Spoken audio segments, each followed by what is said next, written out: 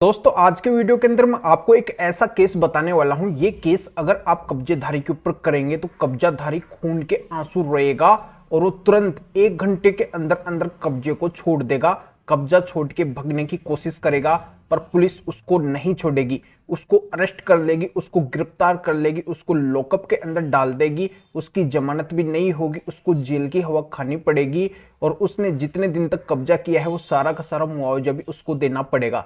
तो बहुत ही भयंकर ये केस है जो मैं आज आपको इस वीडियो के अंदर बताने वाला हूं। पूरा नए कानून के अकॉर्डिंग बताऊंगा तो आप तुरंत इन धाराओं के अकॉर्डिंग उस कब्जेधारी के ऊपर एक्शन ले सकते हैं। इस केस के अकॉर्डिंग उस कब्जेधारी के ऊपर एक्शन ले सकते हैं। तो कौन सा केस है, कौन सी धाराएं हैं, यही पूरी जानकारी इस वीडियो के अंदर आपको बताने वाला हूं। वीडियो बहुत ही महत्वपूर्ण है। अगर आप पूरी तरह से परेशान हो चुके हैं, काफी समय से आपकी संपत्ति के ऊपर कब्जा है, इनलीगल कब्जा है यानी कि अवैध रूप से कब्जा है, वो कब्जेधारी वहां से हटने का नाम नहीं ले रहा है, तो बिल्कुल आपको इस केस के तहत 101% सक्सेस मिलने वाली है। तो इसी की जानकारी इस वीडियो के अंदर बताऊंगा, तो अंत तक बने रह के पूरी जानकारी का फायदा उठाइए। और इस चैनल को अभी तक सब्सक्राइब नहीं करे हैं तो सब्सक्राइब भी कर दीजिए और साथ में बेल आइकन को भी दबा दीजिए। तो चलिए शुरू करते हैं। तो वेलकम दोस्तों, मैं हूं आपको अपने एडवोकेट जितेंद्र। दोस्तों यहाँ पे मैं बताने वाला हूं कि अगर कोई कब्जाधारी आता है तो बहुत से कब्जेधारी तो ऐसे होते हैं कि बेईमानी से उस संपत्ति को हड़प लेते हैं, उसके ऊपर कब्जा कर लेते हैं। पहले तो वो कुछ टाइम तक वहां पे रहते हैं या फिर परमिशन के थ्रू वहां पे रहते हैं। बाद में उनके मन के अंदर कोई लालच आ जाता है या फिर जो संपत्ति के मालिक है, रियल ओनर है, उनको कोई विशेष तरीके से धोखा देते हैं और धोखे के आधार पे उस संपत्ति को अपनी बनाना चाहते हैं, पूरी तरह से उसके ऊपर कब्जा करके बैठ जाते हैं। या कई गुंडा माफिया ऐसे भी होते हैं जो संगठित होके और किसी संपत्ति के ऊपर धावा बोलते हैं, उसको हड़प लेते हैं, अवैध रूप से डरा धमका कर उस संपत्ति के ऊपर कब्जा कर लेते हैं। फिर आगे वो क्या करते हैं, इस तरीके से संपत्ति के ऊपर कब्जा करके उस संपत्ति के फर्जी डॉक्यूमेंट्स यानी कि नकली दस्तावेज भी बना लेते हैं, जिससे वो जाहिर करते हैं कि संपत्ति मेरी है, मैं इस संपत्ति का मालिक हूं। तो यहाँ पे अगर कोई भी कब्जाधारी इस तरीके से कोई भी गलती कर रहा है, इनलीगल तरीके से उसने उस संपत्ति को हथिया लिया है, अपने कब्जे के अंदर कर लिया है, उसके फर्जी डॉक्यूमेंट्स वगैरह अगर वो बनवा लिया है, तो ऐसे में फिर आपके पास में एक विशेष अधिकार आ जाता है। यानी कि अगर आप उस संपत्ति के असली मालिक है, रियल ओनर है, तब आपके हाथ के अंदर एक नया कानूनी प्रोसीजर आता है और इसके तहत अगर आप उस कब्जेधारी के ऊपर एक्शन लेते हैं तो आपको जल्दी से जल्दी 1-2 घंटे के अंदर ही सक्सेस मिल जाएगी। यानी कि जल्दी वो कब्जा हट जाएगा और आपकी संपत्ति आपको वापस मिल जाएगी।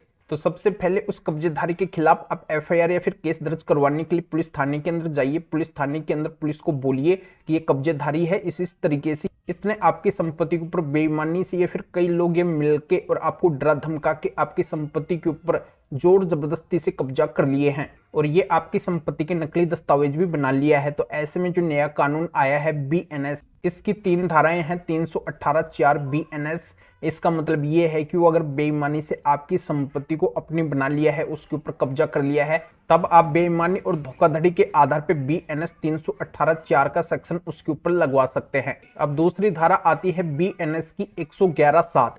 111(7) बीएनएस का मतलब ये है कि कई सारे गुंडा माफिया लोग मिलकर और आपको डरा धमका के आपकी संपत्ति के ऊपर कब्जा कर लिए हैं, अवैध रूप से कब्जा कर लिए हैं। तो ऐसे में उन सभी लोगों के ऊपर आप बीएनएस 111(7) की धारा भी दर्ज करवा सकते हैं। अब अगली धारा आती है बीएनएस की 340(2). 340(2) का मतलब ये है कि अगर वो फर्जी तरीके से नकली दस्तावेज आपकी संपत्ति के बना लिए हैं तो ऐसे में ये धारा आप उनके ऊपर दर्ज करवा सकते हैं। दोस्तों इन 3 धाराओं के तहत एक साथ आप एफआईआर फिर केस दर्ज करवाइए, जिससे उन कब्जेधारियों की तुरंत गिरफ्तारी हो जाएगी, तुरंत अरेस्टिंग हो जाएगी, उनको जमानत भी नहीं मिलेगी, उनको लॉकअप के अंदर डाल दिया जाएगा, उनके ऊपर केस स्टार्ट हो जाएगा, उनकी संपत्ति को जब्त कर लिया जाएगा, जिनकी संपत्ति है उनको वापस लौटा दी जाएगी। और जब तक वो उस संपत्ति के ऊपर कब्जा करके उसका उपयोग करे हैं तो सारा हर्जाना जुर्माना भी उनको भरना पड़ेगा।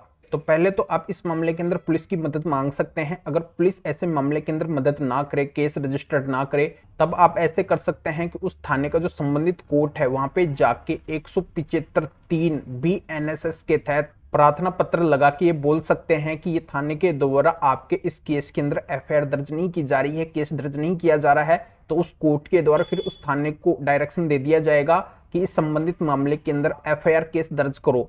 तो इस तरीके से भी आप केस दर्ज करवा सकते हैं। फिर कोर्ट से भी आप डायरेक्टली कंप्लेंट केस फाइल कर सकते हैं। दोस्तों इन धाराओं का जो कानूनी प्रोसीजर है वो बहुत ही फास्ट और सख्त प्रोसीजर है। इसके तहत तुरंत एक्शन उन कब्जेधारियों के खिलाफ लिया जाएगा। वो खून के आंसू रोएंगे और भविष्य में कभी भी कब्जा करने की सपने के अंदर भी नहीं सोच सकेंगे। तो इन धाराओं इस केस के सामने किसी की भी नहीं चलने वाली है। चाहे कब्जाधारी कितना भी दबंग व्यक्ति क्यों ना हो, उसको भी घुटने टेकने पड़ जाएंगे, खून के आंसू रोने पड़ जाएंगे और कब्जा उसको छोड़ना पड़ जाएगा। तो इस मैटर में फिर और किसी भी कानूनी मैटर में अगर आप मेरे से अधिक जानकारी लेना चाहते हैं, मेरे से फोन के ऊपर बात करना चाहते हैं, तो इस व्हाट्सएप नंबर के ऊपर व्हाट्सएप पे मैसेज करके अपॉइंटमेंट बुक करवा के डायरेक्टली आप मेरे से कॉल के ऊपर यानी कि फोन के ऊपर बात कर सकते हैं। अपनी हर तरह की कानूनी समस्या का समाधान मेरे से जान सकते हैं। तो अभी आप इस वीडियो को लाइक भी करें और शेयर भी करें, जो और लोगों तक भी जानकारी पहुंच सके। तो वीडियो देखने के लिए आप सभी का बहुत बहुत धन्यवाद।